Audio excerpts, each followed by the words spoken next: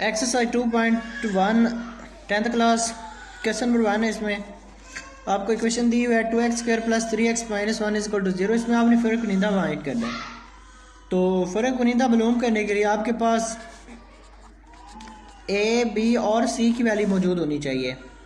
तो a की बच्चों वैल्यू होती है जो x² की आगे रकम लिखी होती है ना, वो आपका a होता है। उसके बाद जो x के आगे वैल्यू लिखी होती है वो b होता है, और जिसमें x वगैरह नहीं होता वो आपका c होता है। तो अब आपने फ़र्क कुनिंदा लगा देना है। फ़र्क कुनिंदा क्या है ये आपने याद रख लेना है। b² - 4ac ये फ़र्क कुनिंदा होता है। इसमें आपने b की जगह पे b की वैल्यू लगा देनी है, a की जगह पे a की वैल्यू और c की जगह पे c की वैल्यू लगा देनी। 3 का स्क्वायर 9 होता है, ये माइनस माइनस जमा हो जाएगी। 4 को 2 से ज़रब दी 8, 8 को 1 से ज़रब दी 8 ही हो जाता है। 8 में आप 9 प्लस करेंगे तो ये हो जाएगा 17, और ये आपका सोल्यूशन हो जाएगा। तो टोटल पार्ट नंबर 2 है। इसमें आपने इसका भी फ़र्क कुनिंदा मालूम करना है। तो इसके लिए भी आपके पास पहले तो a, b और c की वैल्यू होनी चाहिए। तो x² के जो आगे रकम लिखी होती है वो आपका a होता है, जो x के आगे लिखी होती है वो b होता है, और जिसमें x नहीं होता वो आपका c वैल्यू होती है। उसके बाद आपने लिखना है फ़र्क कुनिंदा। फ़र्क कुनिंदा आपका है b² - 4ac, b² - 4ac। इसमें आपने b की जगह पे b की वैल्यू लगा देनी है, और a की जगह पे a की वैल्यू और साथ में c की जगह पे आपने c की वैल्यू लगा देनी। अब 8 का स्क्वायर होता है 64, ये माइनस 6 4 24, 24 को 3 से ज़रब दे लें तो 3 4 12, और 3 2 6 और 1 7, यानी 72 बनता है टोटल। तो 72 में से आप ये जमा के 64 निकाल देंगे तो आपके पास माइनस के 8 बच जाएंगे। तो यही आपका सॉल्यूशन है।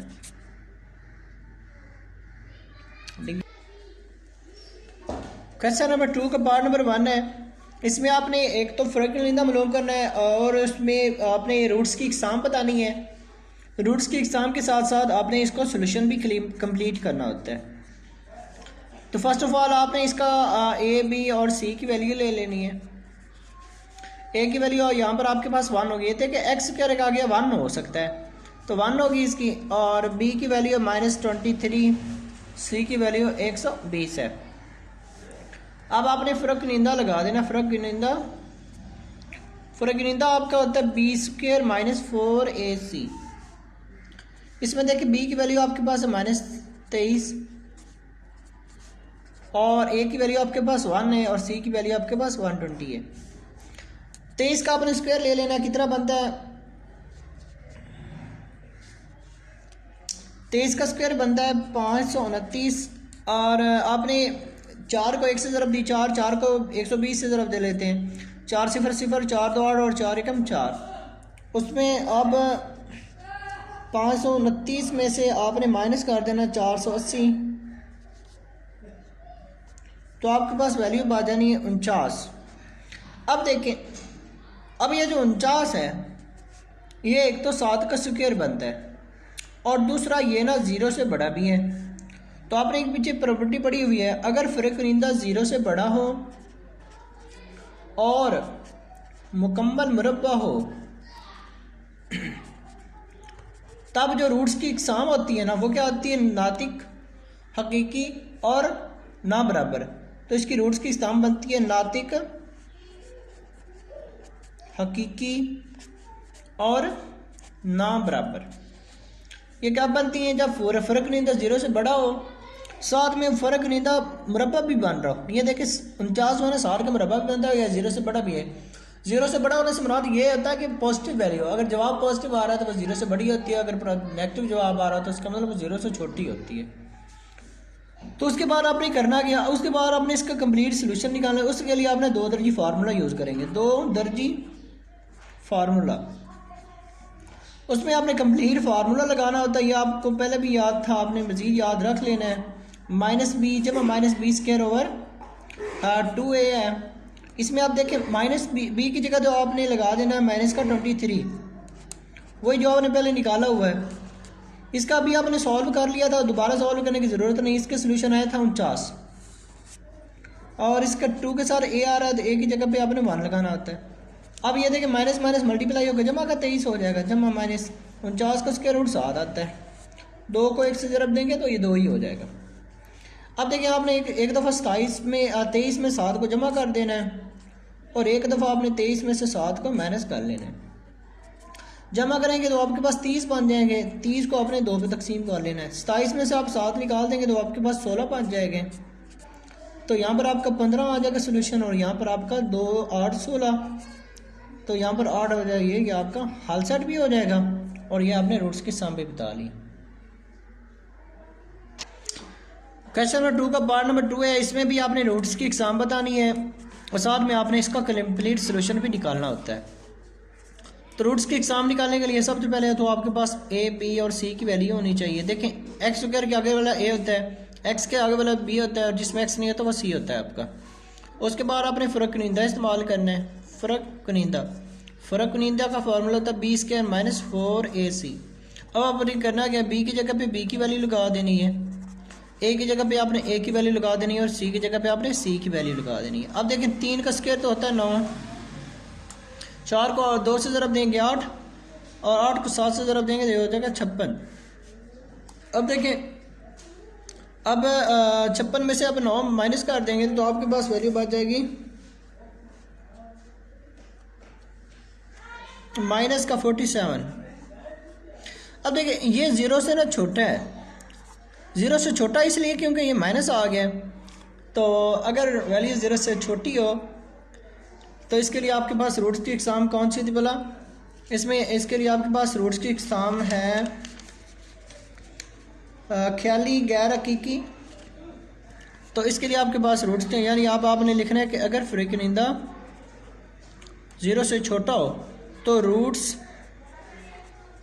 ख्याली और गैर हकीकी होंगे, गैर हकीकी। उसके बाद आपने करना है कि अब आपने फ़र्क लगा लिया, अब आपने इसका कंप्लीट सोल्यूशन निकालना है। तो इसके लिए आपने 2 दर्जी फार्मूला यूज़ करना है। 2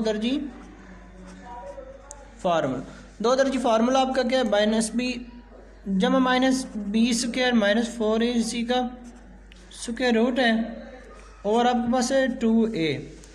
बी की जगह पे आपने लगा देना है, बी की वैल्यू 3 थी। उसके बाद ये तो आपने पहले ही निकाल लिया, ये माइनस 47 है, इसका स्क्वायर रूट आ जाएगा और इसके डिवीजन में ए के साथ आपने क्या लगाना है, 2a की वैल्यू थी। उसके बाद है कि ये माइनस 3 एज इट इज़ आ जाएगा, ये माइनस 47 को एक दफ़ा अगेन एज इट इज़ लिख लें। अब ये 2 से ज़रा हो जाए के बन जाएगा 4। तो -3 जमा माइनस, अब 47 की आपने तस्दीक कर लें, नहीं करनी तो आप ऐसा करें यहीं पर इसे स्टॉप कर दें और इसको आप सॉल्यूशन सेट में लिख लें, तो यही आपका क्या हो जाएगा, सॉल्यूशन सेट हो जाएगा।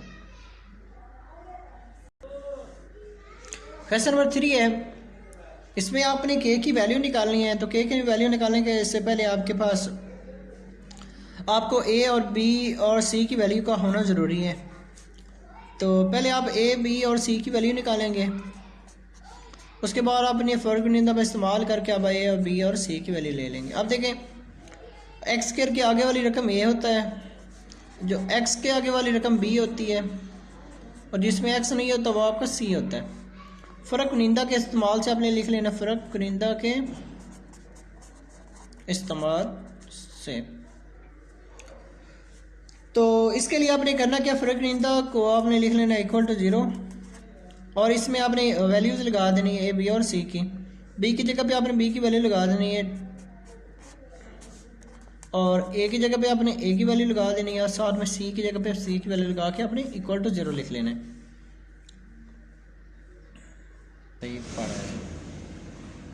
उसके बाद आपने ये देखें, ये इस 2 जो है इस ब्रैकेट से बाहर है, तो इस 2 का स्क्वायर तो हो जाएगा 4 और इस ब्रैकेट वाले का k+1 का स्क्वायर हो जाएगा। 4 को 4 से आप ज़रब देंगे ना तो 16 k स्क्वायर इक्वल टू किसके आ जाएगा, 0 के। अब देखें ये 4 पे अभी तकसीम हो रहा है, आप तकसीम कर सकते हैं। ये तकसीम होने के बाद यहाँ पर आपके पास k प्लस 1 का फार्मूला बन जाना है और यहाँ पर आपके पास 4k स्क्वायर इक्वल टू किस बन जाना है 0k।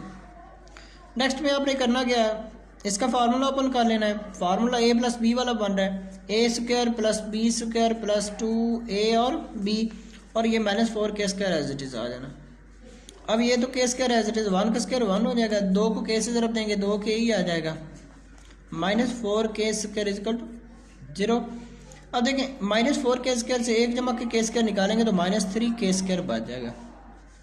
उसके बाद जमा का 2k और प्लस का 1 एज इट इज़ आ जाएगा। अब आपने करना क्या है, माइनस से मल्टीप्लाई कर देना है, तो ये प्लस हो जाएगा, ये माइनस हो जाएगा और ये भी क्या हो जाएगा माइनस। मैंने माइनस से मल्टीप्लाई कर दिया है। उसके बाद अपने तर्जी कर लेनी है, 1 को 3 से मल्टीप्लाई करेंगे तो 1 3 आता है, 3 से 1 निकाल देंगे तो आपके पास क्या बच जाएगा 2। तो अब आपने करना क्या है, माइनस का 3 लिख लेना है और जमा का 1 लिख लेना है। माइनस का 3 इसलिए लिखना है क्योंकि आपने माइनस का 2 बचाना है। माइनस का 3 से जमा का 1 निकालेंगे तभी माइनस का 2 बचता है। अगर आप जमा का 3 लिख लेंगे माइनस का 1 लिखेंगे तो आपके पास जमा का 2 बच रहा है, लेकिन सवाल में माइनस 2 है तो इसलिए गलत हो जाएगा। अब यहाँ से आपके पास कॉमन आ रहा है 3k और बच रहा है k माइनस 1, और यहाँ पर आपके पास प्लस 1 कॉमन आ रहा है और बच रहा है k minus 1 is equal to 0। अब देखें ये दोनों ब्रैकेट सेम है तो इसका मतलब आपकी तर्जीह सही है, तो आपने एक दफ़ा लिखना है 3k प्लस 1 को और एक दफ़ा इन दोनों में से कोई एक लिख लेनी है और इक्वल टू किसके लिखना है 0k। इन दोनों का आपने इक्वल टू 0 लिख के लेना है, इसको भी और इसको भी आपने इक्वल टू 0। यहाँ पर आपके पास k की वैल्यू 1 आ जाएगी, ये 1 जो है इस साइड पे जाके माइनस होगा तो 3 पे आपने क्या कर देना है डिवाइड, तो यहाँ पर आपके पास k की वैल्यू -1 और 3 आ जाएगी। तो यही आपका सलूशन है।